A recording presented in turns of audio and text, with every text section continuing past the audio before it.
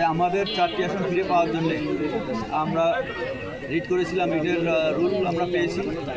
আশা করি পূজার ছুটির পরে আমাদের এই রুলের শুনানি হবে। শুনানিতে আমরা আশা করি যে আমরা বাগেরহাটের 4টি আসন আমরা ফিরে পাবো। যদি ফিরে না পাই আমরা আরও কঠিন আন্দোলনে যাব।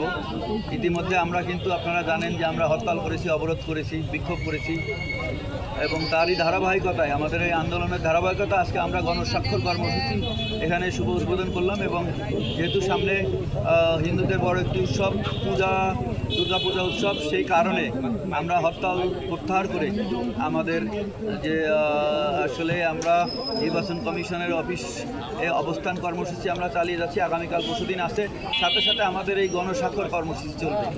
গণস্বাক্ষরের মাধ্যমে আমরা নির্বাচন কমিশনকে জানাতে চাই এটা আমাদের বাগেরহাটের সর্বস্তরের জনগণের দাবি। বাগেরহাটের প্রতিটি মানুষ আমাদের এই গণস্বাক্ষর কর্মসূচিতে অংশগ্রহণ করে সেটা প্রমাণ করে দিবে।